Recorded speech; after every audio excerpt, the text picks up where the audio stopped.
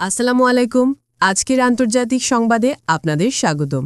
প্রথমেই জানিয়ে দিব আমাদের হাতে পাওয়া সর্বশেষ আপডেটগুলো। ইসরায়েলকে কড়া হুঁশিয়ারি হামাসের। এদিকে জঙ্গিদের সঙ্গে সংঘর্ষে ক্যাপ্টেনসহ ৬ পাকিস্তানি সেনা নিহত। যুদ্ধবিরতি কার্যকর রাখার ঘোষণা দিয়েও গাজায় হামলা ইসরায়েলের। এদিকে ইউক্রেনে ২,০০০ সেনা পাঠানোর প্রস্তুতি নিচ্ছে ফ্রান্স। এবং সর্বশেষ পারমাণবিক অস্ত্র বহনে সক্ষম সুপার টর্পেডো পরীক্ষা করেছে রাশিয়া। ফিলিস্তিনি প্রতিরোধ আন্দোলন হামাস সতর্ক করে বলেছে, যুদ্ধবিরতি চুক্তি লঙ্ঘন করে ইসরায়েল গাজায় আগ্রাসন চালিয়ে যাচ্ছে, আর এ অবস্থায় তারা নীরব থাকবে না। একই সঙ্গে চলমানে আগ্রাসনের জন্য দখলদার ইসরায়েল ও যুক্তরাষ্ট্রকে দায়ী করেছে সশস্ত্র সংগঠনটি। সংবাদ মাধ্যম আল মায়াদিন বলছে, হামাস নিশ্চিত করেছে যে প্রতিরোধ বাহিনী ইসরায়েলকে নতুন কোনো হুমকি চাপিয়ে দিতে দেবে না। সংগঠনটি সতর্ক করে দিয়েছে, সাম্প্রতিক হামলাগুলো গাজা যুদ্ধবিরতি চুক্তির মারাত্মক লঙ্ঘন। বুধবার এক সরকারি বিবৃতিতে হামাস জানায়, গাজা উপত্যকায় ইসরায়েলের চলমান আগ্রাসন স্পষ্টভাবে প্রমাণ করে যে তারা মার্কিন প্রেসিডেন্ট ডোনাল্ড ট্রাম্পের তত্ত্বাবধানে শার্ম আল শেখে স্বাক্ষরিত যুদ্ধবিরতি চুক্তিকে ভেঙে দিতে চায়। হামাস দখলদার বাহিনীকে এই বিপজ্জনক পরিস্থিতি ও এর পরিণতির জন্য সম্পূর্ণভাবে দায়ী করে সতর্ক করে বলেছে, ইসরায়েলের অব্যাহত আগ্রাসন দুর্বল যুদ্ধবিরতি চুক্তিটিকে ধ্বংসের মুখে ঠেলে দিচ্ছে।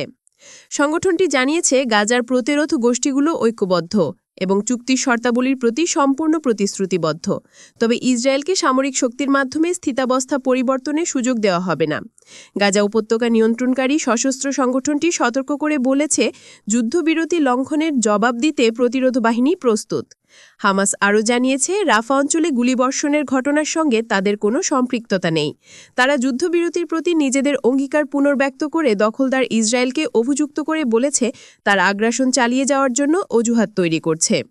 গোষ্ঠীটি গাজায় বেসামরিক এলাকায় ইসরায়েলি সেনাবাহিনীর বোমা হামলা চালানোকে যুদ্ধবিরতি চুক্তির স্পষ্ট লঙ্ঘন হিসেবে বর্ণনা করেছে এবং সতর্ক করেছে যে এসব কার্যক্রম নিয়ন্ত্রণহীন পরিস্থিতির জন্ম দিতে পারে। হামাস কঠোর ভাষায় যুক্তরাষ্ট্রের অবস্থানের সমালোচনা করে জানিয়েছে, ওয়াশিংটন দখলদার ইসরায়েলের রক্তপাতের অংশীদার হয়ে উঠেছে। বিবৃতিতে বলা হয়েছে, যুক্তরাষ্ট্রের নীরবতা ও সহায়তা ইসরায়েলকে গাজায় হামলা চালিয়ে যেতে উৎসাহিত করছে। আফগানিস্তান সীমান্তের কাছে পাকিস্তানের খাইবার পাখতুনখোয়ার কুররম জেলায় জঙ্গিদের সঙ্গে সংঘর্ষে এক ক্যাপ্টেনসহ ৬ পাকিস্তানি সেনা নিহত হয়েছেন। গোপন তথ্যের ভিত্তিতে কুররমের দোগারে জঙ্গিদের আস্তানায় অভিযান চালাতে গেলে দুই পক্ষের মধ্যে এই সংঘর্ষ হয়। বুধবার ২৯ অক্টোবর এক বিবৃতিতে এ তথ্য জানিয়েছে পাকিস্তান সামরিক বাহিনীর inter services public relations ISPR। বিবৃতিতে ISPR আরও দাবি করেছে, সংঘর্ষে ৭ জন জঙ্গি সদস্য নিহত হয়েছে। ISPR-এর বিবৃতিতে বলা হয়েছে, ফ্যাসাদ সৃষ্টিকারী জঙ্গি গোষ্ঠীর সদস্যদের উপস্থিতির খবর পেয়ে পাকিস্তানের সেনাবাহিনী দোগারে এই অভিযানে নামে। ডন জানিয়েছে, পাকিস্তানি সেনাবাহিনী সাধারণত জঙ্গি গোষ্ঠী তেহরিক-ই-তালেবান পাকিস্তানকে এই নামে ডেকে থাকে। ইসলামাবাদের অভিযোগ, ভারতের মদতপুষ্ট এই সশস্ত্র গোষ্ঠীটি আফগান তালেবানদের আশ্রয় থেকে পাকিস্তানে নিয়মিত হামলা ও কার্যক্রম পরিচালনা করছে। তবে ভারত ও আফগানিস্তান শুরু থেকেই টিটিপির সঙ্গে কোনো ধরনের যোগ সাজসের অভিযোগ অস্বীকার করে আসছে। সাম্প্রতিক দিনগুলিতে আফগান সীমান্তের কাছে খাইবার পাখতুনখোয়ার বিভিন্ন এলাকায় পাকিস্তানি সেনাদের উপর হামলার তীব্রতা ও সংখ্যা বেড়েছে।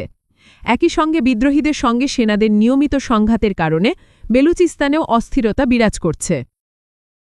যুদ্ধবিরতি কার্যকর রাখার ঘোষণা দিয়েও গাজায় হামলা চালিয়েছে দখলদার ইসরায়েলি বাহিনী। নতুন এই হামলায় ২ জন ফিলিস্তিনি নিহত হয়েছেন। এর আগে মঙ্গলবার রাতের হামলায় নিহত হয়েছিলেন শতাধিক মানুষ। বৃহস্পতিবার ৩০ অক্টোবর এক প্রতিবেদনে এই তথ্য জানিয়েছে সংবাদ মাধ্যম আল জাজিরা। প্রতিবেদনে বলা হয়েছে, যুদ্ধবিরতি পুনরায় কার্যকর করার দাবি জানিয়েও নতুন করে গাজায় হামলা চালিয়েছে ইসরায়েল। বুধবার সন্ধ্যায় উত্তর গাজার বেইত লাহাইয়ায় চালানো ওই হামলায় অন্তত ২ জন নিহত হয়েছেন বলে জানিয়েছে আল শিফা হাসপাতাল কর্তৃপক্ষ।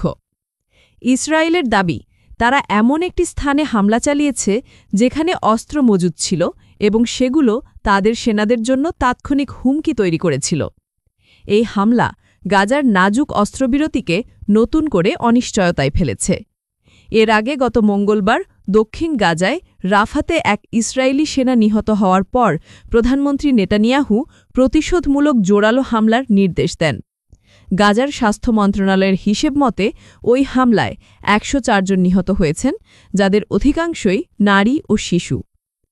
ইসরায়েল জানায় তারা হামাসের সিনিয়র যোদ্ধাকে লক্ষ্য করে এই হামলা করেছে এবং ডজনখানেক যোদ্ধা নিহত হয়েছে। এরপর বুধবার দুপুরে তারা আবারও অস্ত্রবিরতি কার্যকর রাখার ঘোষণা দেয়। এরপর একই দিন সন্ধ্যায় আবারও হামলা চালায় তারা।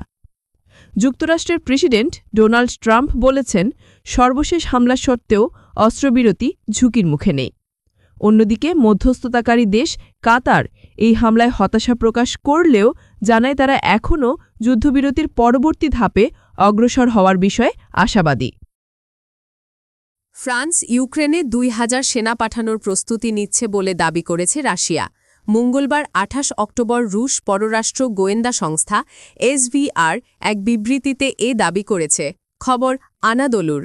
এসভিআরের বিবৃতিতে বলা হয়েছে, এই বাহিনীর মূল অংশ গঠিত হবে ফরাসি ফরেন লিজিয়েনে স্টর্ম ট্রুপার বা আক্রমণ বাহিনী দিয়ে, যাদের অধিকাংশই ল্যাটিন আমেরিকার দেশগুলো থেকে এসেছে। বিবৃতিতে আরও বলা হয়েছে, বর্তমানে লিজিয়ানের সদস্যরা ইউক্রেন সীমান্ত সংলগ্ন পোল্যান্ডের এলাকায় অবস্থান করছে। সেখানে তারা তীব্র যুদ্ধ প্রশিক্ষণ নিচ্ছে এবং অস্ত্র এবং সামরিক সরঞ্জাম গ্রহণ করছে। তাদের শিগগিরই ইউক্রেনের মধ্যাঞ্চলে মোতায়েন করার পরিকল্পনা রয়েছে। এসভিআর আরও বলছে, ফ্রান্সের হাসপাতালগুলো আহত সেনাদের চিকিৎসার জন্য শত শত অতিরিক্ত শয্যা তৈরি এবং চিকিৎসকদের মাঠ পর্যায়ের যুদ্ধ পরিস্থিতিতে বিশেষায়িত চিকিৎসা প্রশিক্ষণ প্রদানেরও প্রস্তুতি নিচ্ছে। গোয়েন্দা সংস্থাটি আরও জানায়, এই তথ্য ফাঁস হয়ে গেলে প্যারিস দাবি করব এটি কেবলমাত্র ইউক্রেনে পাঠানো একটি ছোট প্রশিক্ষক দলের বিষয়, যারা ইউক্রেনের নবনিযুক্ত সেনাদের প্রশিক্ষণ দেবে। বিবৃতিতে বলা হয়, মহান রাজনৈতিক ব্যক্তি বলেন, তিনি মহান রুশ ইতিহাসবিদ ভাসিলি ক্লিউচেভস্কির সেই বিখ্যাত উক্তিটি মনে রাখা উচিত যে ইতিহাস কোনো শিক্ষা দেয় না, এটি কেবল অজ্ঞতাকে শাস্তি দেয়। পারমাণবিক অস্ত্র বহনে সক্ষম সুপার টর্পেডো পরীক্ষা করেছে রাশিয়া। পারমাণবিক শক্তি চালিত অত্যাধুনিক ক্ষেপণাস্ত্র পরীক্ষার পর এবার পারমাণবিক শক্তিচালিত সুপার টর্পেডো পোসাইডনের সফল পরীক্ষা চালিয়েছে রাশিয়া। বুধবার ২৯ অক্টোবর মস্কোর একটি হাসপাতালে যুদ্ধে আহত সৈন্যদের সঙ্গে আলাপকালে দেশটির প্রেসিডেন্ট ভ্লাদিমির পুতিন একথা জানান। পুতিন বলেন, পরীক্ষাটি মঙ্গলবার করা হয়েছে, এটি একটি দুর্দান্ত সাফল্য। পোসাইডনের শক্তি সার্মাট আন্তঃমহাদেশীয় ক্ষেপণাস্ত্রকে ছাড়িয়ে গেছে। পুতিন গত সপ্তাহে একটি পারমাণবিক ক্ষেপণাস্ত্র উৎক্ষেপণ মহড়া পরিচালনা করেন। এরপর রবিবার তিনি ঘোষণা দিয়েছিলেন, রাশিয়া পারমাণবিক শক্তিচালিত বুরেভেস্তিনি ক্রুজ ক্ষেপণাস্ত্রের সফল পরীক্ষা চালিয়েছে। মস্কো জানিয়েছে, পরীক্ষা করার সময় ক্ষেপণাস্ত্রটি ১৪,০০০ কিলোমিটার ভ্রমণ করে, এটি প্রায় ১৫ ঘণ্টা ধরে আকাশে উড়েছে। ১৯৭২ সালের অ্যান্টি ব্যালিস্টিক মিসাইল চুক্তি থেকে একতরফাভাবে বেরিয়ে যায় যুক্তরাষ্ট্র। এরপর থেকে রাশিয়া শক্তিশালী মিসাইলের সফল পরীক্ষা চালিয়ে আসছে।